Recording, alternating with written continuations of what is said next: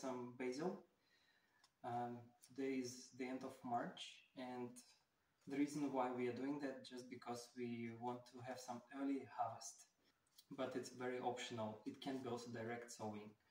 Ideal climate, ideal temperature for germination and for growing basil, it's between 21-29 degrees, and it requires full sun, full light.